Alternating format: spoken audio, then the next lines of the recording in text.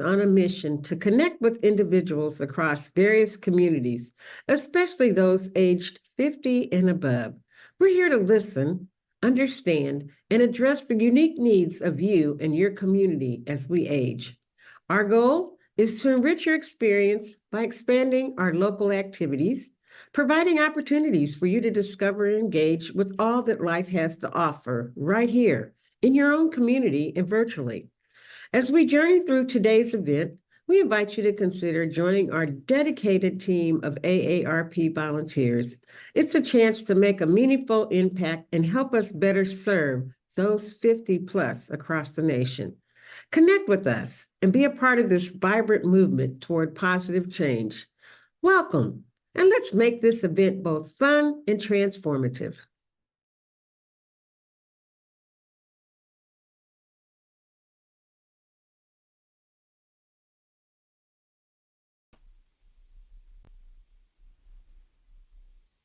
Welcome to our program. Have you thought about adding a livable space to your home or converting your garage? These living spaces are referred to as ADUs, or accessory dwelling units. Back in the 1800s, these were referred to as coach houses, and they were common in the city of Chicago. The advent of zoning ultimately prohibited these in most Chicago neighborhoods, but ADUs are making a comeback thanks to a pilot program that began in 2022. Toward the end of our program, I will talk with an expert from the Chicago Department of Housing who will provide details about Chicago's ADU ordinance. But first, AARP introduces you to several people who have constructed ADUs.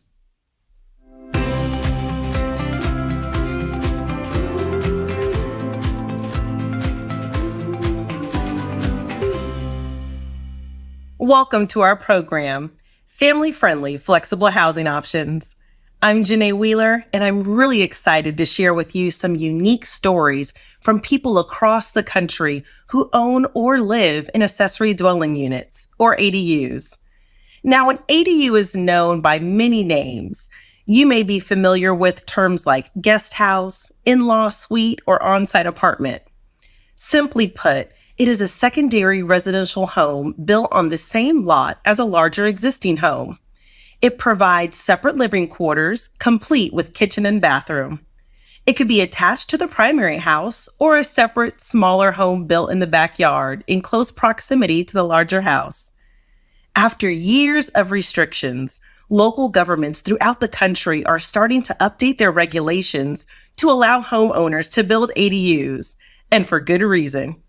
They are family-friendly options that provide real possibilities and flexible solutions for you and your family's changing needs over time. During this program, we will introduce you to a family that had to move quickly to build an ADU during the COVID pandemic to make room for their loved one. You'll meet a couple who learned just how flexible ADUs really are, as they planned theirs for one purpose and ended up using it for another.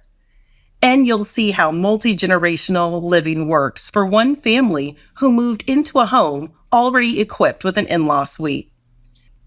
But first, let's meet Shirley, who is passionate about her 100-year-old home in St. Petersburg, Florida. She converted her carriage house and garage into 2 rental units that she believes will provide the financial security to help her stay in her home and community after retirement. Hi, I'm Shirley. I live in Old Northeast, a community in downtown St. Petersburg, Florida, and I have 2 units. One is a carriage house and one I call the cottage. We are a waterfront community. Lots of sidewalks, lots of biking, and our forefathers had a lot of insight to put in parks. I've been here a long time. My family was from here. I was born here, raised here, went away for 20 years, came back, and been back longer than I've been away. This house was built, part of it 1911, part of it 1913. No 2 windows are alike. Everything is, off of just a little bit because it's all handmade. When I bought in 96, I needed to redo everything. And luckily for equity lines, HELOCs they call them, I was able to do that. So everything went into my house. In 1996, as a real estate agent, I created the rental department at one of the big corporations of real estate, and I was hoping that that was going to be my retirement and training people to take over and getting a residual off of it. But in 2014, their mode of operation changed, and I lost it, so I had to reinvent myself. I was a little leery about getting older and how I was going to have income to stay in my home. I had a carriage house and had a garage, and I saw an opportunity to convert the garage. I drew up some plans. I had a contractor come. Everything is central heat and air downstairs. The laundry room, we shortened it, and that became the bathroom for the cottage. And I put in vinyl flooring, the new plank vinyl flooring. I actually built a bedroom, put in the quartz countertop, and then full-size kitchen appliances. So everything was thought out. Having the ability to have rental units has given me the opportunity to stay in my home. The two women that I rent to are long-term. Sandra came from Nashville, and she was studying for herbology and needed a year or so to finish her degree. I was looking for a place that was walkable in case I needed to use public transportation, something that was easy and accessible for me to get to via walking and then, hitching a ride, of course, and something that was close to my school. I left a 2-bedroom, 1-bath place that was over 900 square feet. I've come to love the space because the other place was twice the size to clean. I love that it's a little bit smaller and, it's so much more efficient because I like the whole tiny house booming thing that's going on because we don't necessarily always need more. The unit came partially furnished, which for me was much easier moving such long distance. I've moved the room around a few times, but it's very open and there's lots of light because there's lots of windows, which I absolutely love. The breeze that comes through is really quite lovely. It definitely feels more spacious because of the very high ceilings. It's very private. It's also extremely quiet. People have a tendency to think that these types of units are out of their price point. They assume an apartment might be cheaper, or maybe they're worried about their privacy. I think it's the opposite. It's very hard to control the environment when you live in an apartment complex. To me, there is no question that this is a better choice. The tenants now, they're welcome to use the pool. They could certainly use the tables or the sitting area. It is a visual pleasure to have this yard. So we have beautiful, lush landscaping that takes a lot of work, but it's enjoyable just to see them bloom. You could ask for better. And I think that my tenants love it as well. I didn't ask Shirley about her lawn care before I moved here, like what she was growing or what she was doing. Lo and behold, I get here. She's got hibiscus everywhere, which I love. And hibiscus is huge in vitamin C and all these great nutrient benefits that herbalism will teach you. With them in my backyard, I don't want to be down their necks. So communication is really important. I think their privacy is just as important. When I first moved here, it was a little bit tough trying to find a job. Shirley, because she's so well connected, actually sent out a couple of letters on my behalf to some contacts she had with my resume, just trying to aid in my job search. You know what I mean? She didn't have to do that. I've been very lucky. I have had just the best tenants. Some of them become friends. Sandra had gone away to see her aunt, and then I had gone and come back. And then when we were all here, I said, oh, it fills my heart that we're all together. To me, the meaning of home is to feel safe within that space so that you can relax and have that kind of peace at the end of your day. And I have that here. It is gratifying to be able to have people live in this beautiful neighborhood at reasonable rates, and it's been a relief to have that income to subsidize me to be able to stay in my home. I can certainly see why Shirley wants to be able to stay in her home and her neighborhood. Renting Shirley's carriage house seems to be a good option for Sandra too, because it's safe, quiet, and within walking distance to school and work. If you're thinking about having an ADU for rental income, check your local and state guidelines to make sure it's permissible. As Shirley mentioned, effective communication is vital to creating and maintaining a good landlord-tenant relationship. Here are some other things to consider about becoming a landlord. Thanks, Janae. There are definitely some details about becoming a landlord that are important to note. First of all, when we were selecting or interviewing rental candidates, We wanted to make sure we were aware of the landlord-tenant laws that were applicable. When looking at getting your rental ready, a fresh coat of paint can do wonders. Make sure to have a lease or rental agreement in place, even if renting to family members. Be prepared for unexpected expenses and repairs. We set aside a portion of the monthly rent to respond quickly if needed. Track your income and expenses so that it's not a headache during tax season. All of our rental income goes into a separate bank account to make it easy. Being a landlord has been a great experience for us, and the additional income has allowed us to live here in a neighborhood that we love in Raleigh, North Carolina.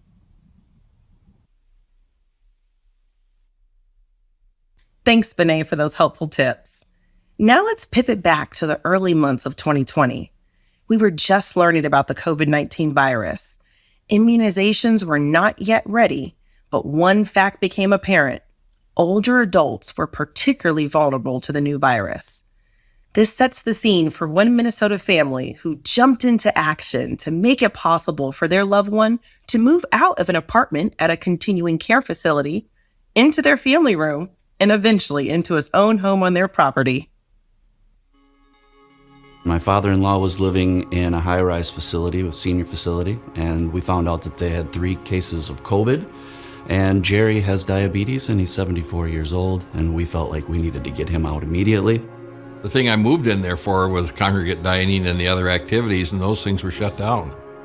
I am glad they had the protocols. I think it kept him alive, but he was completely isolated. We decided to have him move in with us. If we could restructure our home so he could live here comfortably, I think we knew that that would be the best thing, because who knew what was going to happen in the future. He moved in June of 2020 to our home. He was able to live in our family room temporarily, which was supposed to be temporary until March, but because of COVID, the building process took much longer. I felt bad for Tora because I took over her family room, I didn't know what I was gonna do because I loved the family room. That's what I would use all the time. It was very fun though having him there, because then he would eat with us every night. We could talk to him. I really liked him being there. And our house, it's not necessarily designed to accommodate seniors. To take a shower, I had to go upstairs. I could do it, but it was harder. As we started thinking about remodeling our home, I was talking to a friend of mine. I'm like, where should we put the addition? And she said, you have a big garage in the back. Why don't you tear that down and put a garage apartment there? Our garage roof needed repair. We had a carport that was falling apart, so this was something that actually needed to be done anyway. I looked into the city planning codes and I looked into what the ADUs were, and because there had been some that had been built, and they were charming, they were cute, and I thought this would be an amazing way to give him a place to live with us, but yet it wouldn't be on our home. He would have his own separate space. My husband is gifted with design, and he went to school for architecture, so he kind of jumped into like the very practical part of it, of like, what's it gonna look like, how should it be laid out. The initial design that I made was far too large, so then we had to come back and modify that design to make it smaller because of the zoning restrictions. Really having the ADU policy in place made it much easier, because once you could prove that your plan was within the parameters, they said go ahead and build it, which was wonderful. Honestly, I didn't even process that it was really gonna happen at first, because it seemed like this crazy idea that you could build a house out of where our garage was. But I think once the garage got torn down and they started building the base of everything, it was like, wow, this is actually happening. The ADU works so well because we've got everything on that one level for him, but he does have a second level if he chooses to use it. So there is the design element, but then there is also the practical element of making sure that everything was accessible. The builder that we hired is my dad's age. And so he would say things that I hadn't thought of, and that was really helpful. That's what is so unique about ADUs, is you have the opportunity to build a home that will work for you as you age in place. So the doors are wide enough for a wheelchair if he would need one. The flooring that we used is kind of a slip-resistant flooring, which helps for him, and it's a very safe unit and easy for him to get around in. One thing I did want was the walk-in tub, because of my arthritis. That's one thing I really wanted. It's nice to be able to have my space and my bathroom, and And the shower too. We chose tiles that weren't shiny and slick. We made sure that they were more, had a little bit of an edge to it. So, you could walk on it with bare feet and not worry about slipping if it was a wet floor. We put a washer and dryer in his bathroom, and it's wonderful. But those are things that you want to talk through and figure out. We also purposely chose smaller refrigerator. He didn't need a massive refrigerator, so that gave him some more space for his table and chairs. Also, we made sure when we hired the company that put in the blinds that they're really easy to use for his hands. I don't have to walk a long ways to get to my car or into a parking lot. I can just step out the door and there's my car in the garage. As long as I can continue to drive, it's nice to be able to have that close. My favorite part of it is selfish because I like the way it looks and how we designed it. And as far as I know, I think the neighbors are happy about that as well. This pandemic really hit hard on getting products and services done, so you had to be patient. So fortunately, I was here and I could watch it. It's really nice that he's here. I can look out and see if his lights are on, if he's doing his regular routine. I can text him if he needs something. I really felt like it wasn't as intrusive as I was worried about it being. That was comfort to me. If we ever want to come over here, Grandpa's always so welcoming. It's a wonderful experience for the children to learn from my dad, get his perspective, talk through complicated topics. I appreciate him always challenging me on the things that I think, because I think that when we surround ourselves with people that agree with us, we oftentimes kind of just make a little box of, oh, everyone thinks this way, and that's not the reality. I love showing him like new things that he's never seen before. This thing called roadblocks, I don't understand it, but the kids just get into this automation and stuff, and it's fun to watch her do that. And of all the places I've lived since I've turned 65, this is by far the best. Having family around means a lot, and I think that's the thing that the ADU allows you to do.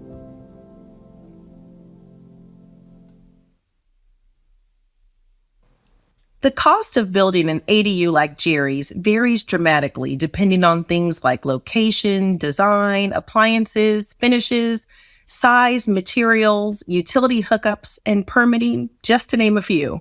So it's important to carefully research all your options. AARP has 2 publications that can help. The ABCs of ADUs, a guide to accessory dwelling units, is a 20-page primer and best practices guide.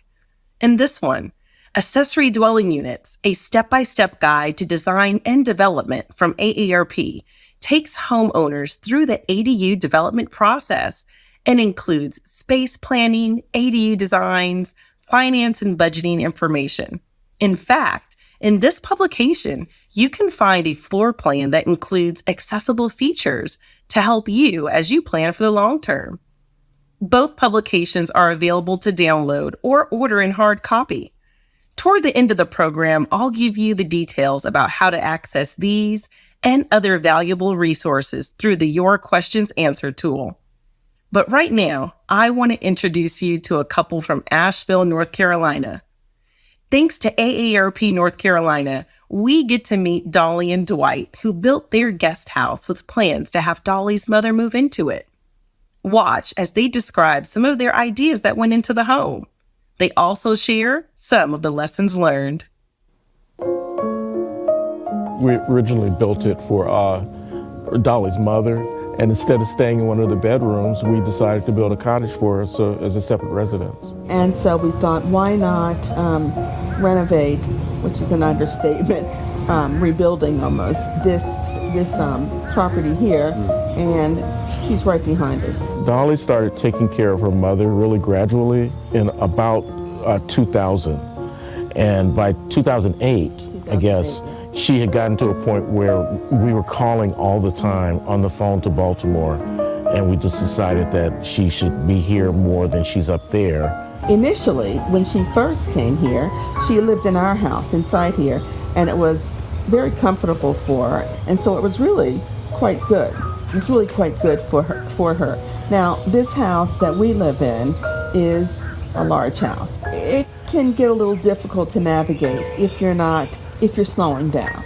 And she had her own house, in Baltimore. Right. And so going into a bedroom didn't make, it was good for a visit, but not to live.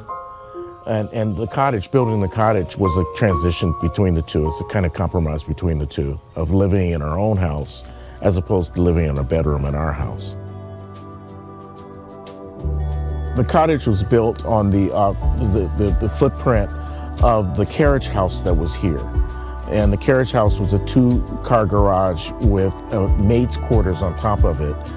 And the city prohibited us from expanding beyond the footprint of the carriage house because of the proximity to the property line with our neighbors. So we have 900 square feet. We had a cathedral ceiling put on the second floor, and we put a wraparound porch on it so she would have access without having to walk outside in the yard.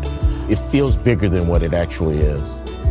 The first floor has a full kitchen, refrigerator, stove, microwave, little table, seats maybe 3 people. That's in the kitchen area. There is the washer and dryer. There's a little couch that you can rest in. There's a TV that pulls out from the wall, and there's a full bath and shower. You go upstairs, and up there is another full bath. As soon as you get to the top, there's another full bath. And then the bedroom is a pretty large space because it covers the kitchen. There is a large television set and a couple of small coffee tables, a small couch, and a big wardrobe. Yes, you can hang up your clothes, and some drawers. We had a sitting area installed, and it's important because it was one of the observations. It wasn't even a complaint of people who were our guests, who would be staying there through Airbnb and through guest services. But the second reason was for our grandchildren. I don't know if you remember Harry Potter, but Harry Potter lived under the stairs. And so it kind of inspired us to put the sitting area under the stairs. I think there are a couple of things I would have done differently.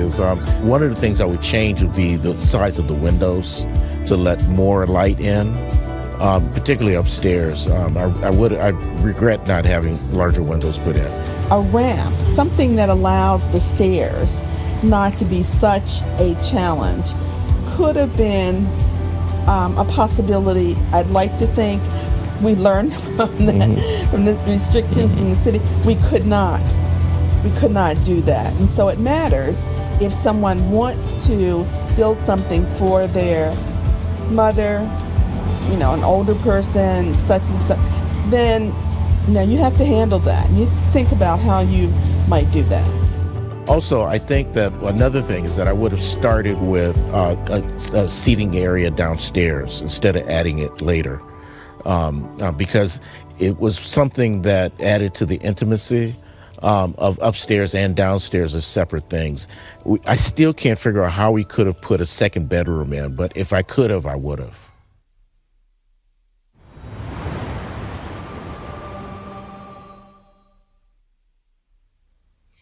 Sadly, Dolly's mother's health deteriorated, and she was never able to live in the home they call Mimi's Cottage. Instead, the couple uses it for their visiting adult children and grandchildren and plans to make it available for short-term rentals. Speaking of grandchildren, ADUs are a great housing option for multi-generational families. In fact, we met a family in Des Moines, Iowa that bought a house already equipped with an attached suite. That opened the possibility for having 3 generations live on the same property. Brad Anderson, AARP State Director for Iowa, sat down with family members to discuss their living arrangement.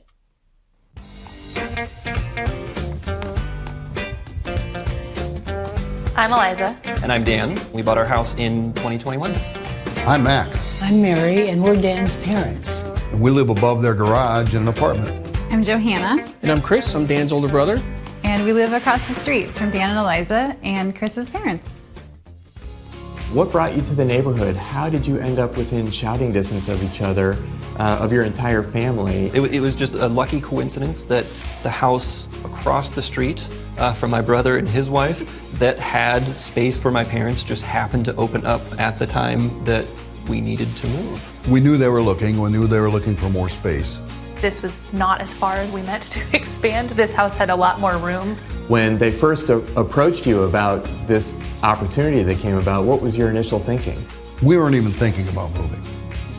I mean, we were very comfortable where we were. We're in a townhome. Yeah, we were in a townhome. You want to live in an apartment above our garage? Well, yeah, maybe.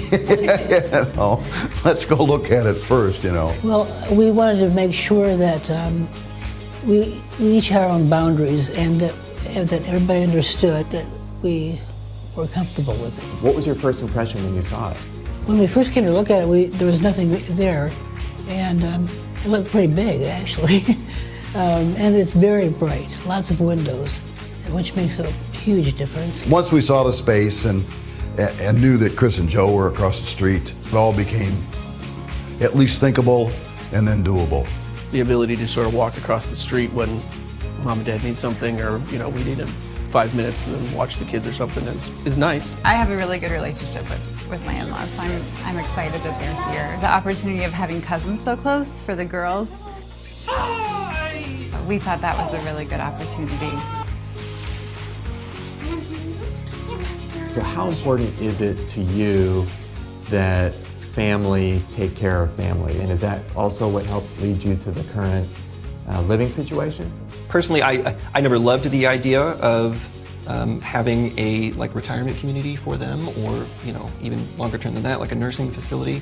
And so it made me a lot more comfortable to have them closer by. We both really liked the idea of being present and able to help with stuff that comes up.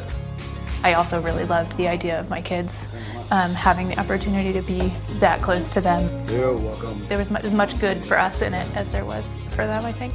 I do think it makes it much easier that y'all are so independent. I mean, you know what I mean? Yes. Yes, you don't have to take care of us. Right. So, it was very easy to decide to do that now, and how things go. But down the road, you may regret it. Well, and here we are, but then we'll know each other's routines already. I think there's a lot of future proofing that this kind of does for us in a really positive way. So how is that transition then, having little kids and interaction with them, and did that take a lot of getting used to? I can already tell that Evie feels more comfortable and feels like she understands that we are his parents, and that's how we became grandparents. But she's been pretty good, upstairs. She knows that our little dog Lucky, when he needs to stay up there, she understands that, to keep him in. And We are all on the same page, and so no matter where Evie goes to, which adult in the house she talks to, she's getting a consistent answer as well. And so that helps, is that we all have the same expectations of her, and she gets that. And we've sort of found a good balance, I think, of Grandpa and Grandma are still Grandpa and Grandma. Right, they still get the joy and fun of Grandpa and Grandma. It's a nice comfort that I can just kind of walk away, and I know there's going to be an adult somewhere, at least that can watch them. one of these two will often just plant Malcolm into my lap and say, here, let him watch the golf game or the football game with you for a while. I got to do this, that, or the other thing. So in your mind, what's the best part about living so close to your grandkids? It's just getting to know them, getting to understand, how they live day to day. They're all just wonderful. They really are. So did you all sit down with each other and literally walk through expectations? We talked about, budget. How are we going to share, how are we going to split utilities and bills and things like that? It's all just sort of casual Sunday dinner conversation around what works and doesn't work. And we trust that, we love each other, we're family, we're going to be honest with each other about what's going on and what we need, and that's gone well. We have been doing, family dinners a lot more often than we were before everybody moved in. And that's a nice new tradition that I've been pleased has come out of this. If someone were to come to you and say, I'm considering an ADU, what would be your advice for them? Understanding your expectations would be the greatest thing. Boundaries and space and honesty, I think, are huge aspects of the kind of ADU experience. accessibility, both short-term and long-term accessibility issues. Because right now, to get from the garage to upstairs, there's 2 flights of stairs. And as we get older and things happen, that's going to be more of a situation. So we're going to put one of those chair lifts in. Are there other renovations that you're considering to make the space your own? We're going to put in bedroom walls and have an actual separate bedroom. Yeah, we're going to put a washer and dryer in. And we lucked out too. There's a neighborhood finance program in our area that helps out with the cost for all of that too. So it's forgivable loans up to like 40% of the cost of your project. And so we're taking advantage of those things. I think it's a very, very progressive thing for a city the size of Des Moines, to have this opportunity for multi-generational living is quite frankly a blessing that a lot of people don't get to realize.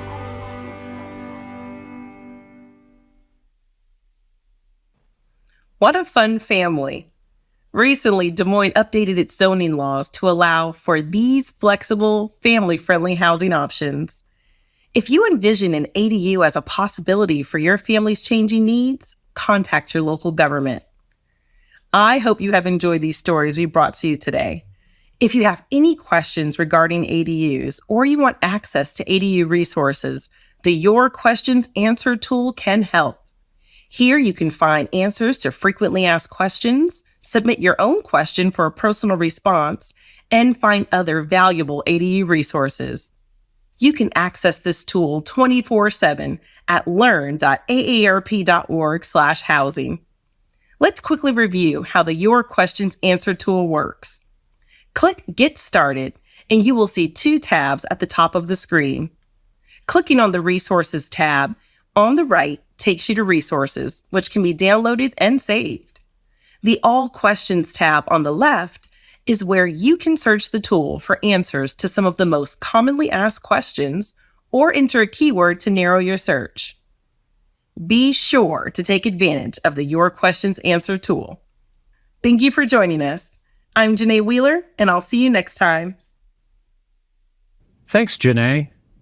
As you just saw, people construct these additional homes for a variety of reasons. It might be to create an opportunity for multi-generational living, or to help people continue to live in their own homes by adding additional rental income.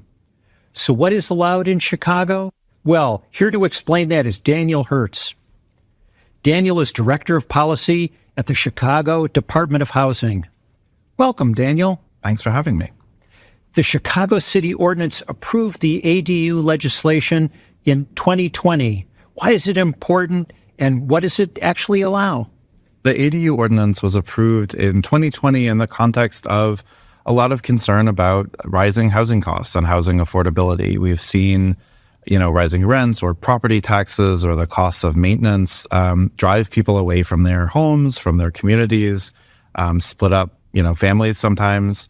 And so the ADU ordinance was passed to create another option to create more moderate costs on affordable housing. And it allowed for the first time in 60 years for homeowners to add one of these ADUs, a garden unit or coach house on their property. The ordinance focuses on specific neighborhoods within the city, so people really across the city of Chicago can't take advantage of this right now. What neighborhoods permit ADUs? The ordinance created 5 pilot zones on the north, northwest, southwest, and southeast sides of the city. So it's right that you need to be in one of those pilot zones in order to be qualified. And the ordinance also created some slightly different rules from one area to the next. So, for example, on the north and northwest sides, you can build a coach house on a vacant lot before you build the primary residence. You can't do that on the south and southwest sides. Similarly, on the south and west pilot areas, most buildings need to be owner-occupied in order to be eligible for ADU construction, and that's not the case on the north side. The project is now in its 3rd year. How's it going? I think it's been a success. We've seen hundreds of homeowners and people use the ADU program to do what we hoped they would do, which is to create options for intergenerational living, for aging in place, for adding just a little bit of additional income or just additional housing options on the block. So we've seen over 200 homes permitted through the ADU program across the city. Do you see the program, the initiative, expanding to include the entire city of Chicago? That'll be up to the city council to decide that, but we certainly think it's worth a conversation. How much does it cost to construct an ADU? There's a big range depending on the circumstances in your building, but what we're seeing from permit data is an average of around $75,000 for garden apartments, and more than that, 130 or more than that, 130,000 for coach houses. How does Chicago's ADU ordinance promote affordable housing? There's two main ways, I would say. One is that if you're adding more than one ADU on your property, every other ADU actually has to be legally restricted at a certain price. So about 50% of those units. But most people are only adding one ADU to their property, and in those cases, there's no legal limit. But we do know that from seeing existing ADUs and the new ADUs that are being added, these tend to be more affordable than other housing, in the area, right? A garden apartment or coach house is going to tend to be more affordable, and especially when someone is the owner is renting to somebody they know or somebody in their family. Often they're doing so at an affordable price. Could you provide any additional information that folks might be interested in relative to the ADU ordinance? So a couple of important points. One is you don't have to add more off-street parking spaces for the ADU units that you create, but you also can't take existing parking spaces away. So you can't demolish your garage and replace it with a coach house without replacing that parking. Another really important thing is that you can't use an ADU for temporary or short-term rentals. So you can't put an Airbnb in your ADU. What resources or what are additional sources of information that Chicago homeowners might want to turn to answer their questions relative to ADUs? We get a lot of questions about ADUs. There's lots of details to dig into, and I always point people to chicago.gov/ADU, which is a website that has lots of additional materials. It has some videos that the city recorded, and it also has the ability to begin your ADU application with the city right on that website. And earlier, Janae mentioned two publications AARP offers. They are the ABCs of ADUs, a guide to accessory dwelling units, and also Accessory Dwelling Units, a step-by-step guide to design and development. Those can be found at AARP's Your Questions Answered tool at learn.aarp.org/housing. Daniel, thank you for providing us with information relative to the ADU initiative here in the city of Chicago. And thank you for joining us.